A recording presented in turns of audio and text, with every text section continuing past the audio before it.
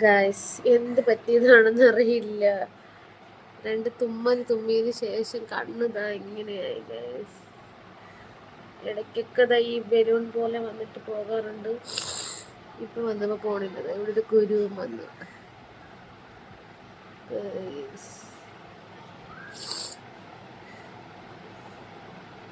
നമുക്ക് തുടങ്ങാമല്ലേ? അപ്പോൾ പെട്ടെന്നൊരു 4-5 തുമ്മലങ്ങ് തുമ്മി കേട്ടോ. തുമ്മിയത് മാത്രമേ എനിക്ക് ഓർമ്മയില്ല. 2 കണ്ണ് നന്നായിട്ട് ചൊറിയുന്നുണ്ടായിരുന്നു.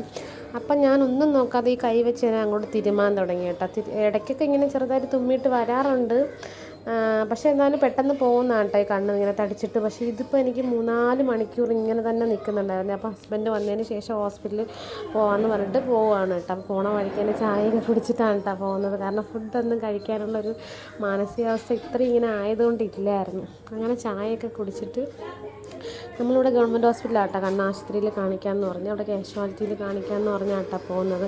അവിടെ ചെന്നപ്പോൾ തന്നെ ഒത്തിരി പേഷ്യൻ്റ് ഉണ്ടായിരുന്നു. പേരും ഡീറ്റെയിൽസൊക്കെ കൊടുത്തിട്ട് വെയിറ്റ് ചെയ്യാൻ പറഞ്ഞു കേട്ടോ. അങ്ങനെ വെയിറ്റ് ചെയ്ത് കണ്ണിൽ മരുന്നെല്ലാം ഒഴിച്ച് ഡോക്ടർ നോക്കിയതിന് ശേഷം പറഞ്ഞു വെച്ചാൽ ഇത് ചെങ്കണ്ണിൻ്റെ ആരംഭമാണെന്ന് കേട്ടോ. പക്ഷേ ഇത് ചെങ്കണ്ണിൻ്റെ ആരംഭമൊന്നുമല്ല, ഇതെനിക്ക് അലർജിയുടേതാണ് കേട്ടോ.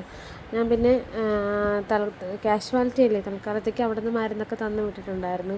അപ്പോൾ 2 തുള്ളി മരുന്നാട്ടോ തന്നത്. അത് കഴിഞ്ഞ് ഞാൻ വർക്ക് ചെയ്യുന്ന സ്ഥലത്ത് ഡോക്ടറെ കാണിച്ചിട്ടുണ്ടായിരുന്നു. അപ്പോൾ അവിടെ നിന്നാണ് പറഞ്ഞ കേട്ടോ അലർജിയാണെന്ന് ഇതിൻ്റെ